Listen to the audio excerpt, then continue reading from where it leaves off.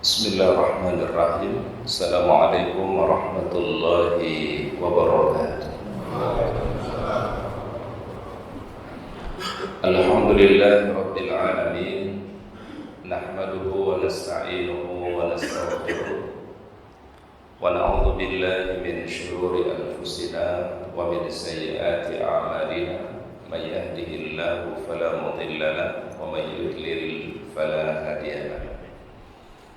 أشهد أن لا إله إلا الله وحده لا شريك له وأشهد أن محمدا عبده ورسوله لا نبي بعده اللهم صل وسلم وبارك على هذا النبي الكريم نبينا محمد بن عبد الله وعلى آله وأصحابه ومن تبعه بإحسان إلى يوم الدين أما بعد.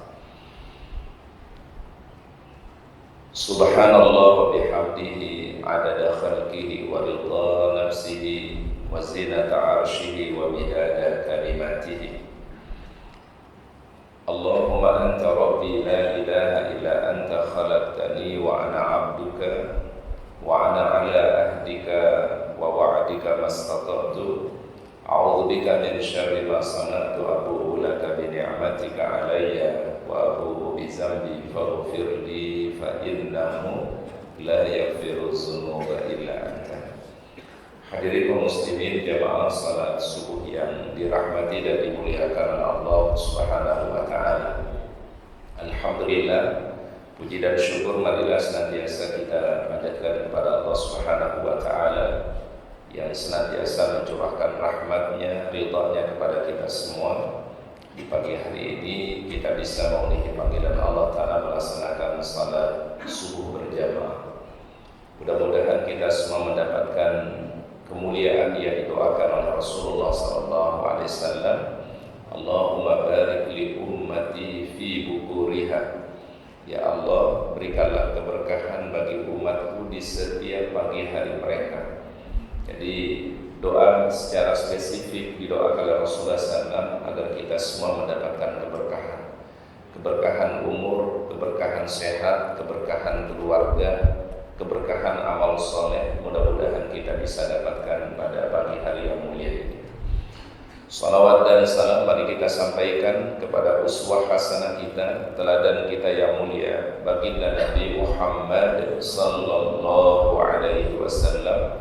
Mudah-mudahan salawat dan salam kita untuk beliau kelak pada yaumul akhir kita mendapatkan syafaatul uzma. Allahumma shalli wa sallim ala nabiyyina Muhammad. Hadirin yang dirahmati dan dimuliakan oleh Allah Ta'ala, di kesempatan pagi hari ini kita akan melanjutkan kajian kita dari bahasan 40 karakteristik orang-orang yang dicintai oleh Allah Subhanahu wa taala. Kita akan memasuki bahasan yaitu orang-orang yang saling memuliakan karena Allah, yang saling menyayangi karena Allah Ta'ala. Jadi di antara golongan yang dicintai oleh Allah adalah golongan orang-orang yang saling memuliakan karena Allah dan saling menyayangi karena Allah Subhanahu wa taala. Disebutkan di dalam sebuah hadis yang diriwayatkan oleh Abu Hurairah radhiyallahu anhu dari Rasulullah sallallahu alaihi wasallam, beliau bersabda. Jadi beliau menceritakan satu riwayat atau menceritakan sebuah kisah. Anna rajulan zara akhan lahu fi qaryatin ukhra. Ada seorang laki-laki yang mengunjungi saudaranya di suatu kampung tersebut. Fa arsadallahu lahu ala madrajatihi malakan. Lalu Allah mengutus seorang malaikat untuk mengawasi jalannya. Jadi sepanjang perjalanan orang ini diawasi oleh seorang malaikat. Falamma ata alaihi, lalu kemudian malaikat ini bertanya kepada laki-laki tadi, aina turidu, kemana engkau akan pergi?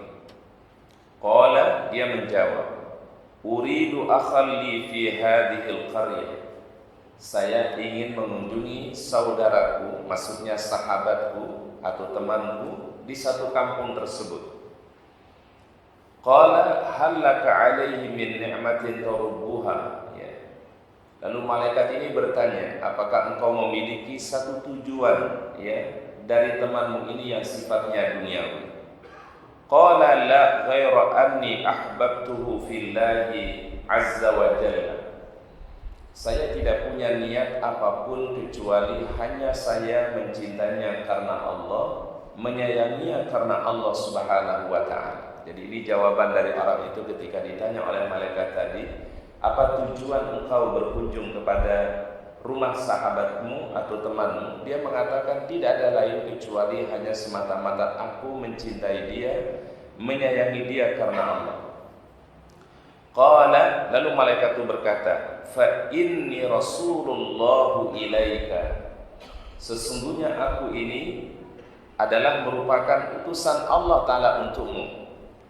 Bi anna Allah qad ahabbaka kama ahbabtahu fihi. Allah mencintai dirimu sebagaimana engkau mencintai sahabatmu karena Allah Subhanahu wa taala. Kisah yang singkat ini para jamaah menjadi isyarat kata para ulama tentang keutamaan orang-orang yang saling memuliakan karena Allah, saling mencintainya karena Allah Ta'ala, saling menyayangi karena Allah Ta'ala.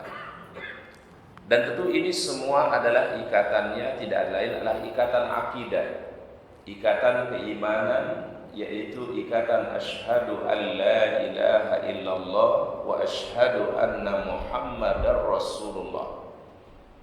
Jadi inilah ikatan yang paling kuat yang kita miliki.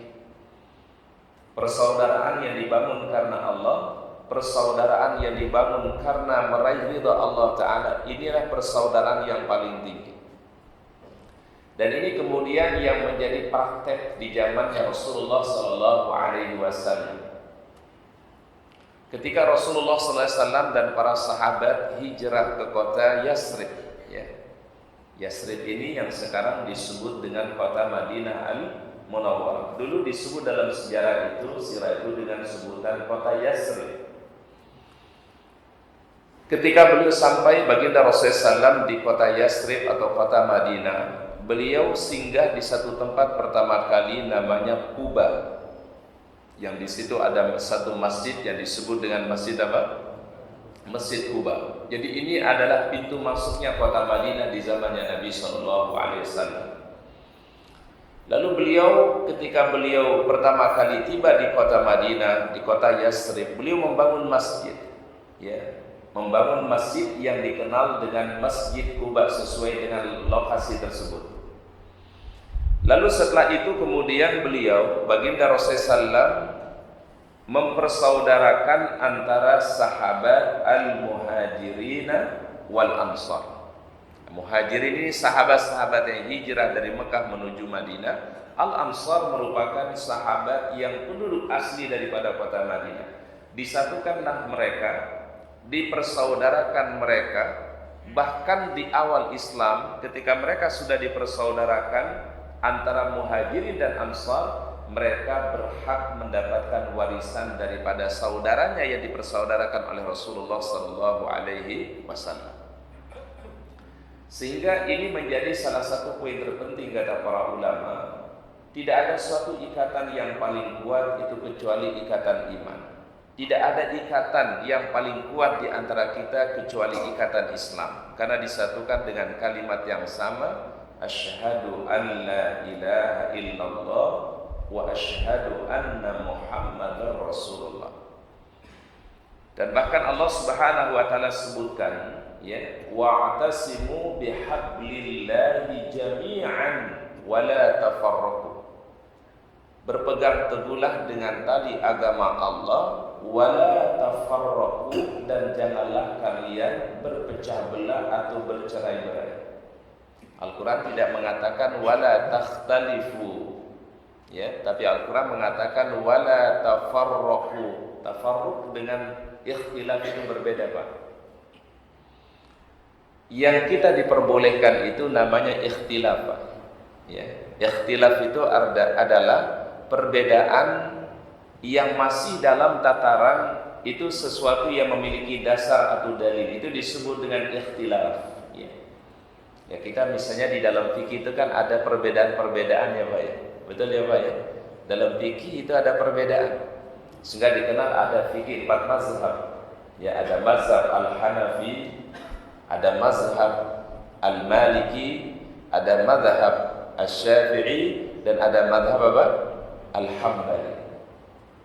Ketika mempraktikkan satu ibadah mungkin bisa saja praktisnya bisa berbeda-beda, Pak. Ya, contoh misalnya ketika orang takbiratul ihram, ada yang takbiratul ihram mungkin sejajar dengan telinga. Ada mungkin yang bertakbiratul ihram sejajar dengan bahunya. Ada mungkin yang bertakbir ihram di depan dadanya. Dan masing-masing ada riwayatnya atau dasarnya, dalilnya dari Rasulullah sallallahu alaihi wasallam. Bila ada orang mempraktekkan satu amalia dengan yang lainnya berbeda, ini namanya ikhtilaf. Ya, disebut dengan apa? Ikhtilaf. Ya. Ketika misalnya seseorang waktu salat, ada sebagian orang mungkin ketika salat dia tidak bersedekap. Jadi Allahu Akbar dan melepaskan kedua tangannya tanpa bersedekap. Itu mazhabnya Imam Maliki atau mazhab Malikiyah. Tetapi mazhab yang lain, mazhab Hanafi, Asy-Syafi'i dan Al-Hambali, ketika salat adalah dianjurkan bersedekap. Ya. Perbedaan yang seperti ini yang disebut dengan ikhtilaf, ya, disebut dengan apa? Ikhtilaf. Tetapi yang dilarang oleh Allah Subhanahu wa taala bukan ikhtilaf. Yang dilarang oleh Allah taala bukan berbeda di dalam memahami konteks sebuah dalil, ya, tetapi yang dilarang oleh Allah wala tafarraqu. Jangan kalian berpecah belah yang kemudian menimbulkan sebuah permusuhan. Itu yang disebut dengan tafarruq. Ya, bukan ikhtilaf. Kalau ikhtilaf itu sebuah sunnatullah, ya.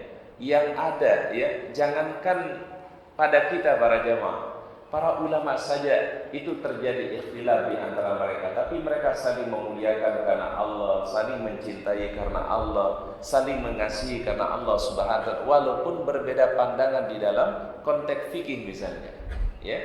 Nah, ini yang disebutkan oleh Allah Ta'ala dalam Al-Quran, wa'atasimu bihablillah, berpegang teguhlah dengan tali agama Allah, dengan Islam ini, wala tafarraqu, tetapi jangan berpecah belah atau jangan bercerai-berai. Tidak dikatakan wala takhtalifu.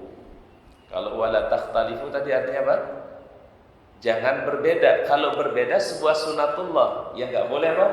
Wala tafarraqu. Karena kenapa? Tafarruq inilah yang melemahkan kita semua. Fatazhabari, hukum firman Allah, itulah yang bisa melemahkan kalian ketika terjadi tafarruq, bukan ikhtilaf. Jadi ikhtilaf itu justru menjadi kekayaan Islam, khazanah Islam, sehingga kita bisa mengamalkan amalan dalam Islam ini mungkin bisa berbeda-beda. Mungkin dalam tata cara wudhu saja para ulama mazhab berbeda-beda, Pak. Contoh misalnya di dalam memahami surah Al-Maidah ayat yang ke-6, wamsahu biru'usikum, ya, mengusap kepala kalian. Di situ ada perbedaan mazhab. Ada 3 pandangan para ulama. Pertama, Imam Ahmad bin Hanbal atau mazhab Hambali mengatakan bagi laki-laki dan bagi perempuan disunnahkan mengusap seluruh bagian kepalanya atau seluruh rambutnya. Berlaku bagi laki-laki dan berlaku bagi perempuan. Famsahu biru'usikum. Jadi yang diusap itu adalah seluruhnya. Namun mazhab Imam Maliki atau Malikiyah membedakan. Kalau bagi laki-laki disunnahkan untuk seluruh bagian rambutnya atau kepalanya, tapi kalau bagi perempuan adalah disunnahkan sebagiannya saja. Ini mazhabnya siapa? Maliki. Ada lagi mazhab Asy-Syafi'iyah dan Hanafiyah mengatakan yang dianjurkan bagi laki-laki dan perempuan adalah sebagian daripada kepala atau rambutnya. Diambil dari ayat Al-Qur'an juga, wamsahu biru'usikum, ba di situ litab'i, sebagian dari rambut kalian atau kepala kalian. Artinya para ulama di dalam memahami dalil pun juga terjadi perbedaan pandangan. Dan semuanya itu ada riwayat dalilnya dari baginda Nabi Sallallahu Alaihi Wasallam. Ini namanya apa tadi, Pak? Ikhtilaf. Tapi kalau kemudian terjadi permusuhan, kemudian mungkin kita ada dendam kepada saudara kita, ini bukan ikhtilaf lagi namanya, ini udah namanya tafarruq. Ya, apa namanya, Pak? Tafarruq. Jadi dibedakan sekali lagi, ada ikhtilaf, ada tafarruq.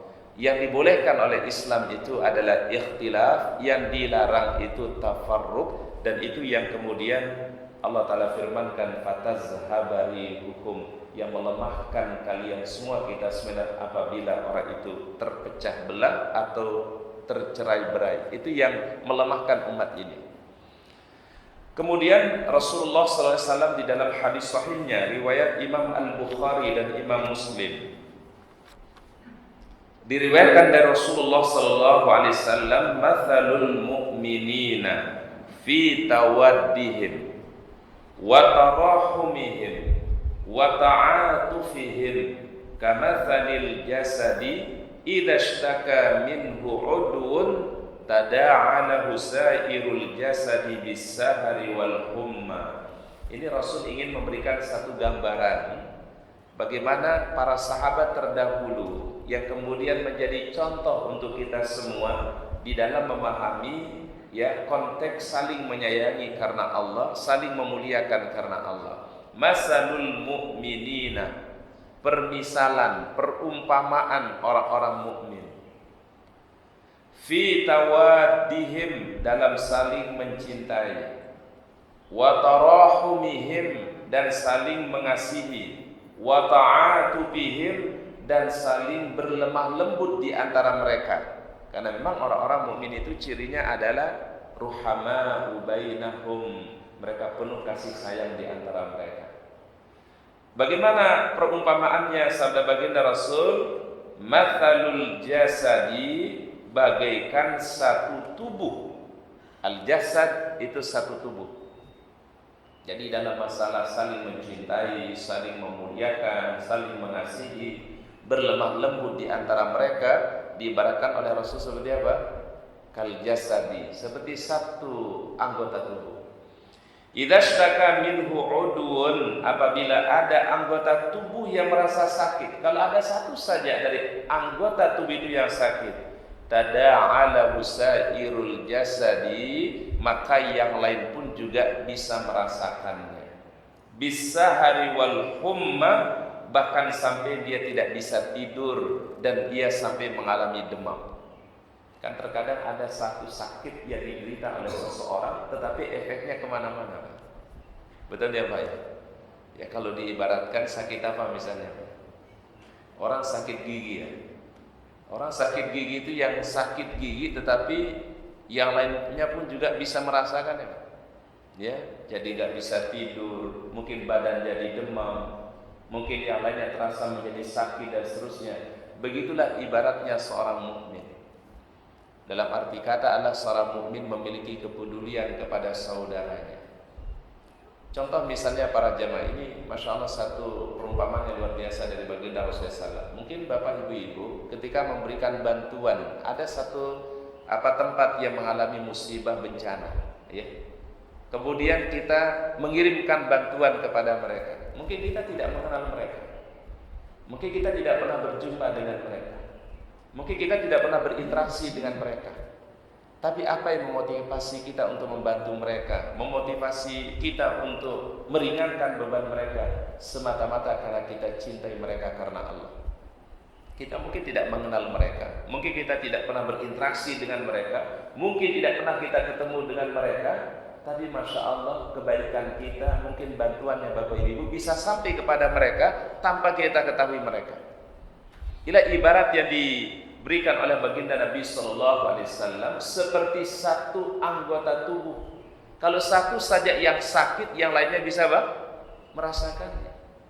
Sehingga sekali lagi ikatan yang paling kuat itu bukan ikatan asabiyah, bukan ikatan karena mungkin satu daerah atau mungkin satu ikatan bahasa yang sama, tidak. Tapi ikatan yang paling tinggi adalah ikatan Islam, ikatan iman, yaitu ikatan asyhadu an la ilaha illallah wa asyhadu anna Muhammadar Rasulullah. kita mungkin yang membantu saudara kita di Palestina sana. Kita nggak kenal mungkin mereka, kita tidak pernah berinteraksi dengan mereka, mungkin juga kita tidak pernah berjumpa dengan mereka, tapi bantuan kebaikan yang disalurkan kepada mereka menjadi salah satu ikatan yang saling mencintai karena Allah Subhanahu wa taala. Ini yang digambarkan oleh baginda Nabi sallallahu alaihi wasallam. Maka sekali lagi ikatan yang paling kuat adalah ikatan iman. Ikatan yang paling kuat saling mencintai karena Allah, saling memuliakan karena Allah Subhanahu wa taala.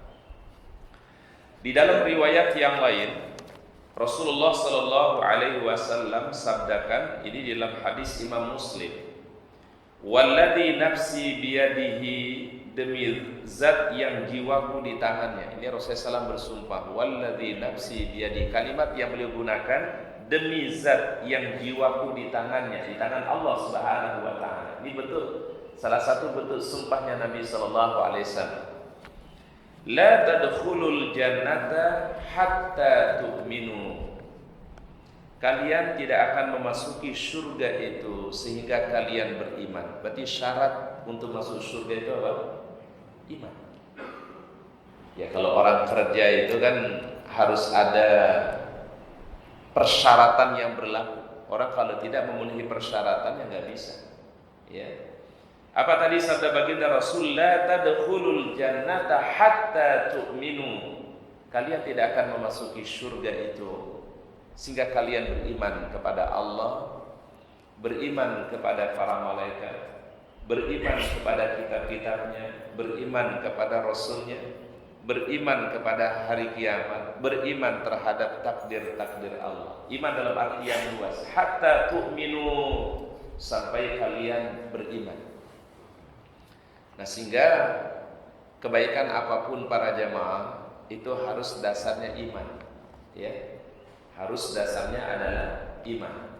Kebaikan apapun, ya Allah Taala sebutkan di dalam surat Al-Isra ayat 19, "Wa man aradal akhirata wa sa'alaha sa'yaha wa huwa mu'minun fa ulaika kana sa'yuhum mashkura." Di surat Al-Isra ayat yang ke-19. Wa man aradal akhirata, barang siapa yang menginginkan kebahagiaan akhirat. Di dalam tafsir Al-Wasit yang ditulis oleh Syekh Wahbah Zuhaili, beliau mengatakan, man arada biqaulihi wa amalihi thawab daral akhirah. Barang siapa yang mengharapkan dengan ucapan baiknya, dengan perbuatan baiknya di dunia, sawab daril akhirah, pahala dan kebaikan akhirat. Wa sa'alaha sa'yaha, dan ia bersungguh-sungguh untuk meraihnya. Dia bersungguh-sungguh dalam berbuat kebaikan untuk meraih ridha Allah. Makanya di dalam haji umrah itu ada namanya sa'i. Ya, ada namanya apa, Pak? Sa'i. Sa'i itu sebenarnya bukan hanya orang berjalan dari Safa dan Marwah, atau dari Marwah ke Safa, bukan hanya itu maknanya, Pak.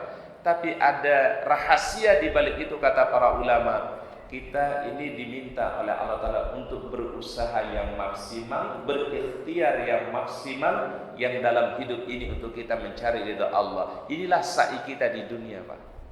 Kalau orang sa'inya di tanah suci itu kan sa'inya di mana? Safa dan Marwah. Tapi sa'i kita di dunia ini bagaimana? Sa'i kita dengan amal soleh, sa'i kita dengan kita berjuang, sa'i kita dengan talabul ilmi, sa'i kita dengan memberikan manfaat yang seluas-luasnya, linaili mardatillah, untuk kita bisa mendapatkan ridha Allah. Maka Al-Quran menggunakan kalimat sa'i juga, Pak. Wa sa'alaha sa'yaha, dan ia bersungguh-sungguh untuk mendapatkan kebaikan atau ridha Allah Ta'ala tadi. Wa huwa mu'minun, syaratnya ada, Pak. Syaratnya adalah wa huwa mu'minun, dia orang yang beriman. Maka kebaikannya akan mendapatkan kebaikan fid dunya wal akhirah, di dunia dan akhirat. Tapi bila, mohon maaf, orang di luar Islam, orang yang tidak beriman kepada Allah misalnya, dia berbuat baik hanya mendapatkan kemaslahatan fid dunya saja. Itu bedanya, Pak. Kalau orang-orang yang mukmin itu mendapatkan fid dunya hasanah wa fil akhirati hasanah. Tapi orang yang tidak beriman itu hanya fid dunya wa ma lahu fil akhirati min khalaq. Dia hanya mendapatkan kebaikan di dunia tapi tidak mendapatkan bagian di mana, Pak? Faulaika kana sa'yuhum mashkura, maka kesungguhan mereka, kebaikan mereka akan diterima oleh Allah Subhanahu wa taala. Itu yang menjadi tafsiran dari para ulama, Syekh Wahbah Zuhaili dalam tafsir Al-Wasitnya. Jadi artinya apa?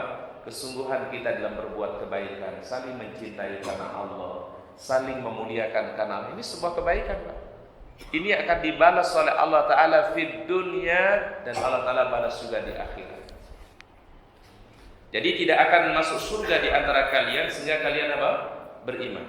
Wala tu'minu hatta tahabbu, dan kalian tidak akan beriman atau tidak disebut beriman yang sejati sehingga kalian saling mencintai karena Allah, saling memuliakan karena Allah, saling mengasihi karena hatta tahabbu. Awala adullukum, maukah aku tunjukkan, sabda beliau, ala syai'in, ada sesuatu kata Nabi, iza fa'altum, kalau kita jalankan ini petunjuk Rasul, tahabbtum, insyaallah akan tumbuh cinta, kasih sayang, memuliakan satu dengan yang lainnya. Apa kata beliau? Afshus salam bainakum, tebarkanlah kalimat salam di antara kalian. Ini Masya Allah, ini petunjuk yang luar biasa dari baginda Nabi, Pak. Sangat sederhana memang mengucapkan salam, sangat sederhana, tetapi mungkin terkadang sulit kita praktekkan. Ringan di lisan tetapi sesungguhnya berat dalam timbangan Allah. Ringan di lisan tetapi berat di dalam kemuliaan dan timbangan Allah Subhanahu wa taala. Kalimat apa, Pak? Salam. Dan kita diingatkan, Pak, setiap sholat itu membaca kalimat yang di situ ada ucapan assalam. Betul ya, Pak ya? Setiap selesai sholat kita baca Allahumma antas salam wa minkas salam tabarakta ya zal jalali wal ikram. Ini yang paling pendek, Pak. Ada yang panjang, Allahumma antas salam wa minkas salam wa ilaika ya'udus salam fahayyina rabbana bisalam wa adkhilnal jannata daras salam tabarakta ya zal jalali wal ikram. Allahumma antas salam, ya Allah, Engkau yang maha memberi keselamatan, memberikan perlindungan, memberikan penjagaan. Itu salam itu kalau diterjemahkan tidak bisa dengan satu dua kata. Salam itu kira-kira apa artinya, Pak? Salam, Pak. Salam, Allahumma antas salam, ya Allah Engkau yang maha salam. Salam itu kira-kira apa maknanya, Pak? Keselamatan. Makna yang lain dari salam itu kata para ulama perlindungan. Makna yang lain dari kata salam adalah penjagaan. Makna lain yang salam itu adalah Allah Ta'ala hindarkan dari hal-hal yang membahayakan. Itu salam itu, Pak. Jadi nggak bisa atau tidak cukup dengan satu kata, dua kata untuk menerjemahkan kata salam, ya.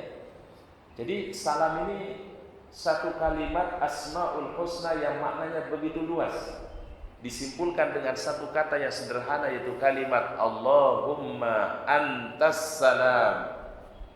Kemudian wa minkas salam, dari mulah datangnya segala keselamatan, perlindungan, penjagaan, dihindarkan dari hal-hal yang membahayakan kami. Wa minkas salam tabarakta ya zal jalali wal ikram, ya Allah Engkau yang maha suci, yang memiliki kemuliaan dan keagungan. Bahkan surga itu disebut dengan apa? Darussalam. Surga itu disebut apa? Darussalam, tempat yang penuh dengan keselamatan. Dan salah satu makna keselamatan di sini juga, Ustaz baru ingat, itu maknanya adalah orang di surga itu hatinya diselamatkan daripada kedengkian, daripada permusuhan, tidak ada sedikit pun. Maka disebut dengan Darussalam, ya, tempat yang penuh dengan keselamatan.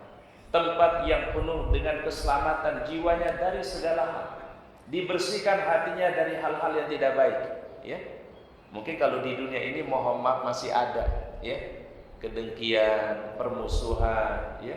Tapi kalau di dalam surga nanti udah nggak ada, dibersihkan semua. Wa naza'na, ya, kami cabut dari mereka ghillan ikhwanan, semua hal-hal yang tidak baik dalam jiwa mereka. Memang penghuni surga itu benar-benar bersih hatinya, Pak. Bersih hatinya dari hal-hal yang tidak baik. Maka disebut dengan apa? Darussalam. Dan ini juga doa tadi para jamaah, Allahumma antas salam wa minkas salam tabarakta ya dzal, dibaca juga ketika melihat Ka'bah Baitullah sebelum mengawali tawaf. Jadi setiap jamaah haji, jamaah umroh, ketika akan memulai tawaf tidak langsung melakukan tawaf, tetapi Rasul menganjurkan untuk melihat Ka'bah terlebih dahulu sembari membaca doa tadi. Apa doanya, Pak?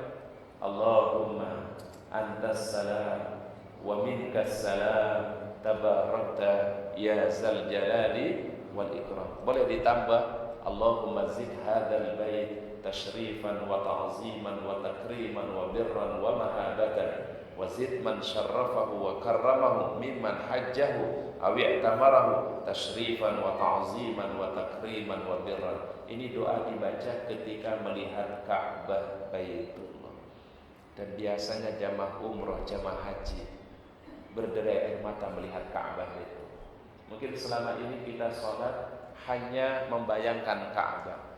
Mungkin ketika kita sholat hanya mengarah ke Ka'bah atau kiblat Baitullah. Tapi begitu orang hadir di Masjidil Haram, dia berada di sisi Baitullah, dia langsung melihat Ka'bah Baitullah. Sehingga itulah yang menghadirkan kecintaan, menghadirkan kemuliaan, terharu di dekat Ka'bah Baitullah. Apalagi ketika membaca doa tadi, Allahumma antas salam wa minkas salam tabarakta ya zal jalali wal ikram. Kalau bisa diulangi sampai 3 kali, Allahumma antas salam wa minkas salam tabarakta ya zal jalali wal ikram. Allahumma antas salam wa minkas salam tabarakta ya zal jalali wal ikram. Nah, ini salah satu petunjuk dari Rasulullah SAW. Awala adullukum, maukah aku tunjukkan sesuatu? Idza fa'altum tahabbtum, bila engkau jalankan itu, kata Rasul, tahabbtum, kalian saling mencintai, saling memuliakan, saling mengasihi karena Allah. Afsus salam bainakum, tebarkan kalimat salam di antara kalian. Jadi Masya Allah, ketika orang mengucapkan salam saja, itu adalah upaya untuk membangun cinta karena Allah. Ketika kita menegur saudara kita dengan ucapan Assalamualaikum saja, itu upaya kita, ikhtiar kita untuk membangun cinta karena Allah. Ya. Jadi sehingga ini kalimat salam ini kemudian nanti menjadi ucapan ahlul jannah. Ya, ucapan yang Allah Ta'ala abadikan fid dunya ilal jannah, dari dunia ini sampai orang masuk surga. Kalimat ini diabadikan oleh Allah Ta'ala. Da'wahum fiha subhanakallahumma wa tahiyyatuhum fiha salam wa akhiru da'wahum anilhamdulillahi rabbil alamin. Ketika amal yang lain, Pak, ibadah yang lain terputus dengan wafat, ketika sholat sudah terputus, ketika zakat sudah terputus, ketika puasa Ramadan sudah terputus, ketika haji sudah terputus dengan wafatnya seorang, tapi ada kalimat yang Allah Ta'ala abadikan, Pak, kalimat salam. Da'wahum fiha subhanakallahumma wa tahiyyatuhum fiha salam wa akhiru da'wahum anilhamdulillahi rabbil alamin. Ini kalimat, kalau kata para ulama, kalimat yang abadi fid dunya ilal akhirah, dari dunia sampai akhirat. Kalau sholat terputus, Pak, ya. Kalau puasa terputus, zakat terputus, haji, umroh terputus. Tetapi kalau kalimat salam akan Allah Ta'ala abadikan sampai hamba-hamba itu memasuki al-jannahnya Allah Subhanahu wa Ta'ala. Kemudian disebutkan di dalam riwayat yang lain dari Rasulullah sallallahu alaihi wasallam, Dari Abu Umamah radhiyallahu an, Rasulullah SAW bersabda, "Man ahabba lillah wa abghadha lillah wa a'ta lillah wa mana'a lillah faqad istakmalal iman."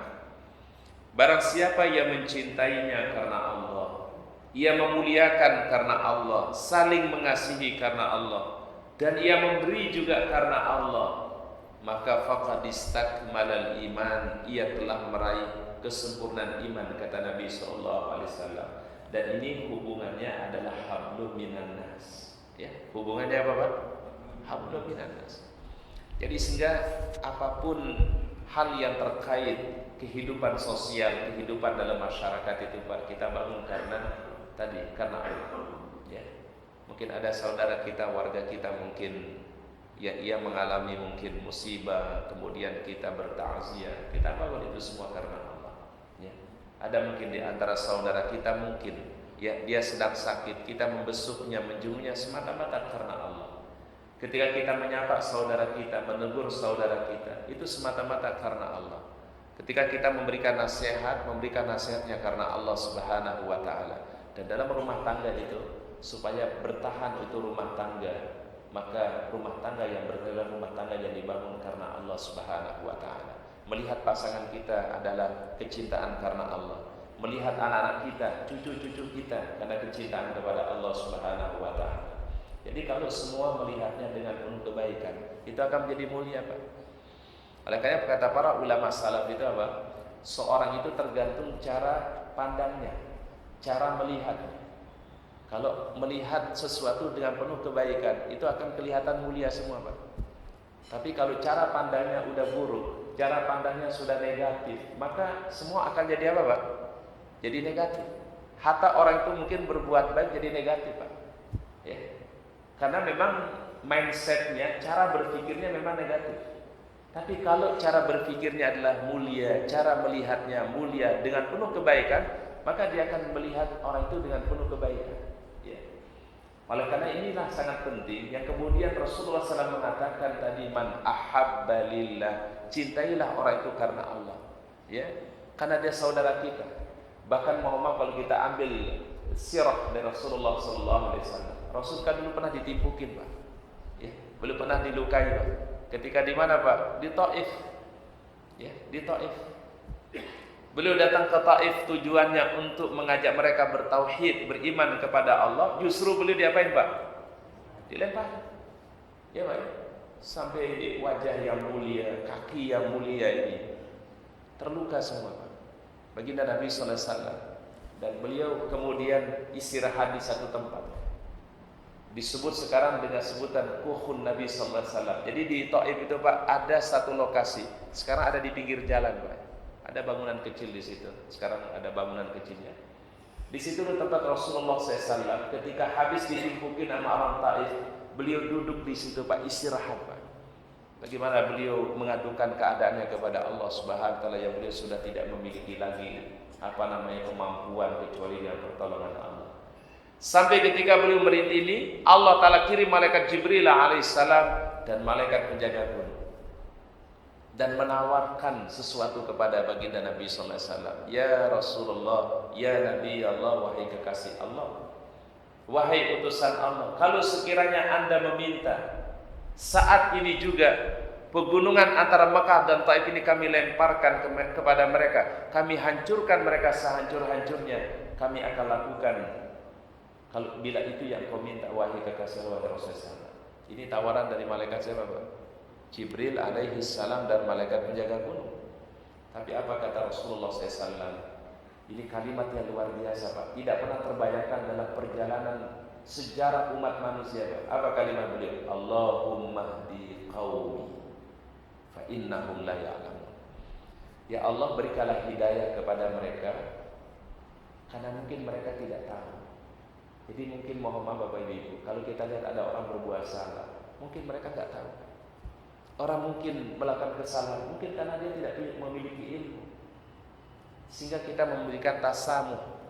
Sampai ada kalimat ulama mengatakan, bila Anda melihat kesalahan pada saudara Anda, berikan dia mungkin 100 alasan, mungkin bisa 1000 alasan untuk kita bisa masih menerima apa yang menjadi kesalahan atau kekurangannya, Pak. Karena bisa saja mungkin dia nggak memiliki apa, Pak? Allahumma hdi qaumi fa innahum la ya'lamun. Apa artinya la ya'lamun, Pak? Mereka nggak tahu. Ada orang berbuat salah mungkin karena ketidaktahuannya. Ada orang mungkin jatuh dalam perbuatan dosa, kemaksiatan karena memang dia khilaf, tidak tahu dia. Ya. Fa innahum la ya'lamun.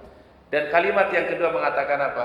Ya Allah, kalau sekiranya mereka sekarang menolak dakwahku, menolak ajakanku untuk mengajak mereka beriman kepadamu, saya cuma berharap mudah-mudahan nanti dari mereka ada keturunan mereka yang mengucapkan asyhadu an la ilaha illallah wa asyhadu anna Muhammadar Rasulullah. Ini kalau Ustaz coba kaji ini kalimat beliau Pak Rasulullah, ini kita disuruh optimis dalam segala hal. Mungkin sekarang kita tidak berhasil mendakwahkan mereka, mungkin sekarang kita tidak bisa berhasil mendakwahkan mereka, kita berharap mungkin nanti anak keturunan mereka lah yang beriman kepada Allah. Dan ini terbukti Pak kalimat beliau dalam peristiwa namanya Fathu Mekah terjadi pada tahun 8 Hijriah. Apa peristiwanya Ustaz? Disebutkan dalam Al-Quran ketika turun ayat idza jaa nasrullahi wal fath wa ra'aitan nasa yadkhuluna fi dinillahi afwaja fasabbih bihamdi rabbika wastaghfir innahu kana tawwaba. Bila datang pertolongan Allah dan penaklukan maksudnya apa? Fathu Mekah, ditaklukkan kota Mekah. Wa ra'aitan nasa yadkhuluna fi dinillahi afwaja. Engkau menyaksikan manusia berbondong-bondong memasuki agama Allah. Siapa yang dimasukkan dengan ayat ini? Kata para ahli tafsir, hum ahlut Taif. Mereka di antara ahli Taif. Mereka berbondong-bondong datang ke kota Mekah. Mereka datang berbondong-bondong hanya ingin menyatakan keislaman dan keimanan di hadapan Rasulullah SAW. Yang mereka ini dulu mungkin orang tua mereka ya yang menyakiti Rasulullah, yang mengusir Rasulullah dan melukai Rasulullah SAW. Tapi kemudian anak keturunan mereka yang datang untuk beriman dan berislam di hadapan baginda Rasul. Wa ra'aitan nasa yadkhuluna fi dinillahi afwaja fasabbih bihamdi rabbika wastaghfir innahu kana tawwaba. Maka perintah dari Allah, bacalah tasbih dan mohon ampunan kepada Allah. Oleh karena ketika turun surat ini para jamaah, doa ketika ruku dan sujudnya Nabi berbeda. Setelah turun surat ini Pak, doa ruku dan sujud beliau berbeda. Apa ucapan beliau? Subhanakallahumma rabbana wa bihamdika Allahumma ghfirli. Subhanakallahumma rabbana wa bihamdika Allahumma ghfirli. Ini dijadikan sebagai doa ketika ruku dan doa ketika sujud. Kalau yang sebelumnya biasa beliau membaca subhana rabbiyal azim wa bihamdihi untuk ruku, subhana rabbiyal a'la wa bihamdihi untuk sujud. Tapi ketika turun surat tadi, doanya baginda Nabi SAW, subhanakallahumma rabbana wa bihamdika Allahumma ghfirli. Dan ini yang beliau perbanyak sampai beliau wafat. Ini termasuk doa-doa yang terakhir yang sering dibaca oleh baginda Nabi SAW. Subhanakallahumma, maha suci engkau ya Allah, wa bihamdika, aku memujimu, Allahumma ghfirli. Apa Allahumma ghfirli? Ampuni segala dosa, segala kesalahan kami. Jadi di akhir-akhir hidup beliau yang beliau harapkan itu adalah apa? Ampunan Allah. Yang beliau minta dan yang beliau dambakan adalah maghfiratun minallah, ampunan dari Allah Subhanahu wa taala. Dan poin pentingnya para jamaah, Rasul mengatakan dua kalimat tadi, Allahumma hdi qaumi fa innahum la ya'lamun. Dan beliau ucapkan, ya Allah, kalau sekiranya nanti mereka ini belum beriman, mudah-mudahan anak keturunan mereka yang beriman itu datang dari mana? Dari rasa cinta untuk mereka meraih hidayah Allah Subhanahu wa taala. Sehingga kata para ulama tadi, segala atau setiap orang ketika melihat orang dengan penuh kemuliaan kebaikan, maka akan terlihat penuh dengan kebaikan dan kemuliaan. Tapi kalau cara pikir kita, cara pandang kita negatif, buruk, maka semua akan terlihat apa? Buruk. Sehingga walaupun orang itu berbuat baik, jadi kelihatan buruk. Nah, ini semua berawal dari cara berpikir kita, yaitu cara melihat kita terhadap saudara-saudara kita yang penuh dengan kemuliaan dan kebaikan. Wallahu a'lam bishawab. Mungkin itu yang bisa kita kaji dari bahasan tersebut terkait orang-orang yang saling memuliakan karena Allah, saling mencintai karena Allah. Mudah-mudahan Allah Ta'ala memberikan ilmu yang bermanfaat. Allah Subhanahu wa Ta'ala memberikan keberkahan kepada kita semua. Allah Ta'ala satukan hati kita, bersihkan jiwa kita dari hal-hal yang tidak diridhoi Allah Subhanahu wa Ta'ala. Baik, kami kembalikan ke MC dan Pak.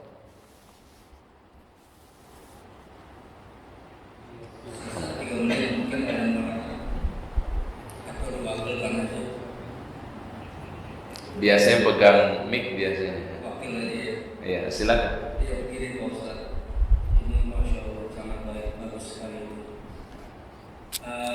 Tadi yang pertama disebutkan ya, ada seseorang berjalan ke satu kampung, fiqar ya, iya.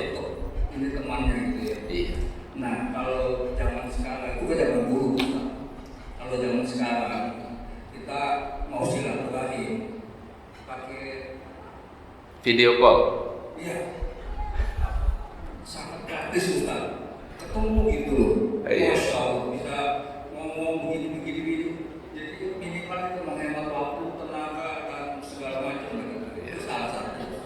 Ini itu Bagaimana? boleh nggak gitu loh Ustaz? Bukan boleh nggak ya itu Utama nggak? oh ya. Kalau masalah boleh, mah boleh, tapi utama nggak? Ya, baik, silakan. Ya, kita kasih salam ya ke teman dan itu Masya Allah pahalanya di surga masih terus. Kalau begitu nanti kita teman-teman ini, teman-teman yang sering ke masjid, jadi setiap hari Assalamualaikum Pak. Iya, salamin aja semua, nggak apa. Assalamualaikum Pak. Iya. Jadi Masya Allah itu akan ini ya Ustaz. Jadi biasanya sih kita karena udah sering ketemu, nggak salah, jadi mati senyum aja gitu. Nah jadi nanti Negur enggak, salam juga enggak, ya repot lah. Apalagi masjid itu harus jadi tempat untuk apa namanya ya, menebarkan kebaikan. Jadi teman jangan salah. Jadi Assalamualaikum. Minimal dapat pahala gitu. Iya. Kebaikan dia udah putus. Ya. Baik, jazakumullah khairan katsir. Pertama adalah bersilaturahim. Ini kan wasilahnya sebenarnya banyak. Dengan adanya kemudahan sekarang ini memang bisa mempermudah kita di dalam bersilaturahim dengan keluarga, dengan teman, dengan sahabat. Namun sesungguhnya kalau ditanya keafdalan, ini kan kita berbicara keafdalan ya, maka lebih afdal kata para ulama langsung bertemu, bertatap muka, bermuajah itu lebih afdal. Tapi bukan berarti orang yang bersilaturahim mungkin hanya melalui telepon atau melalui komunikasi telepon atau video call tidak termasuk silaturahim, bukan ya, termasuk silaturahim atau menguatkan silaturahim. Tapi akan lebih mulianya adalah bila seseorang itu langsung bertemu. Karena kenapa Pak? Kalau langsung bertemu kan akan beda fadilahnya Pak. Fadilah yang pertama kata para ulama, setiap langkah perjalanannya itu akan menjadi sebuah kemuliaan. Betul ya Pak ya? Bahkan ada malaikat yang akan mendoakannya. Apa doa malaikat? Tibta wa taba mamsyaka wa tabawwata minal jannati manzila.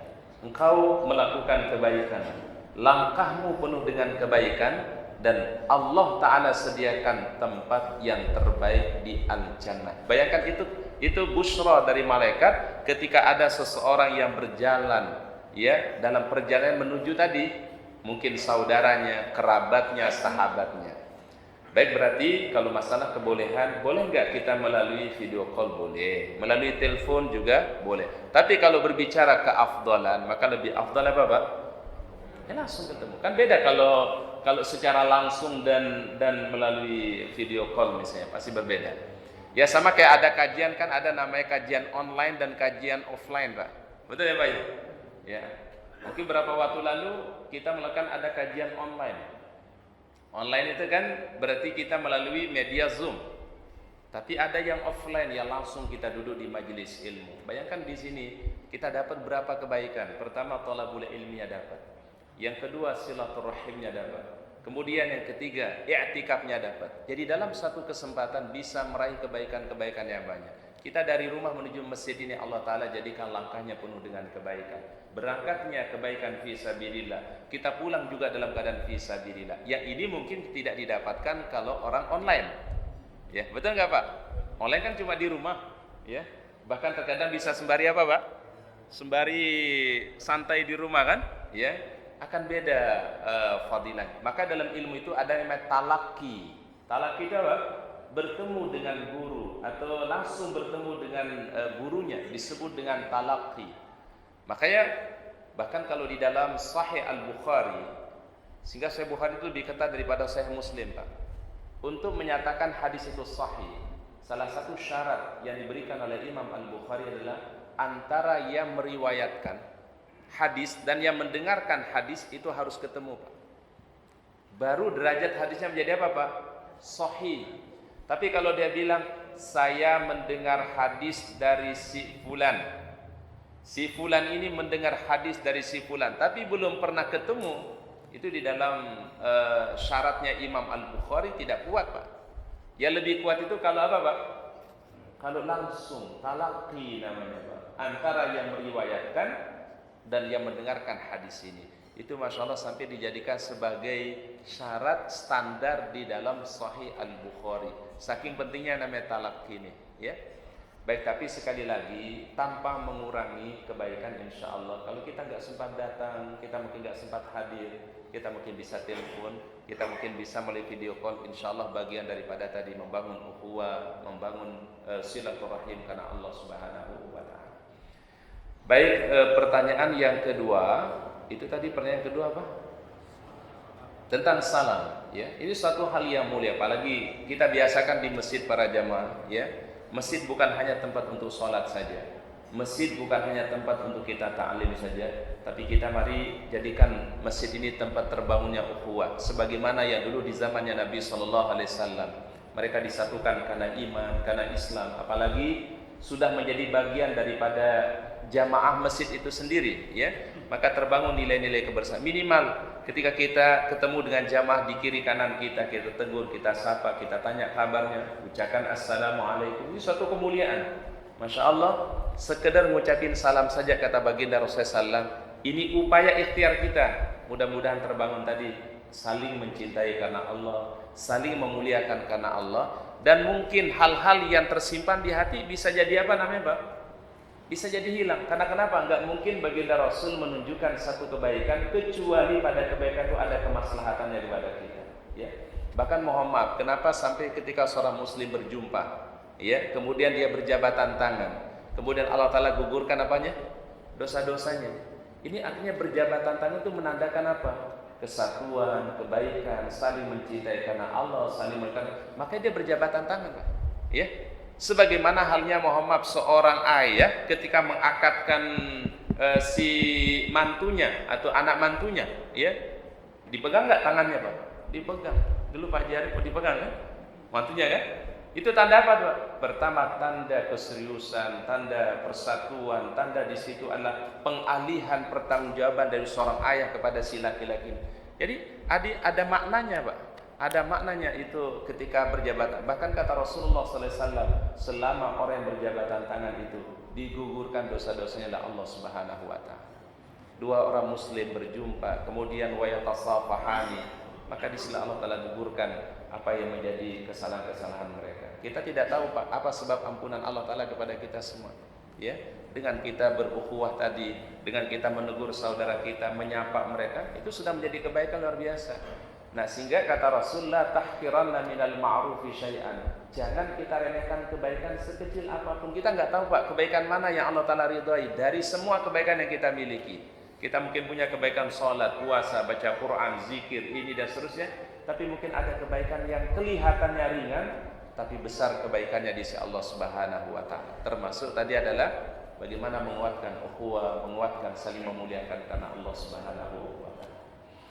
Baik, wallahu a'lam bishawab. Mungkin itu yang bisa kita kaji pada pagi hari ini. Doa kami mudah-mudahan seluruh jamaah, ayah bunda semua sehat, barokah, panjang umur, dan selalu diberikan keberkahan oleh Allah Subhanahu wa taala. Kita akhiri doa kafaratul majlis. Subhanakallahumma bihamdika asyhadu an la ilaha illa anta astaghfiruka wa atubu ilaik. Assalamualaikum warahmatullahi wabarakatuh.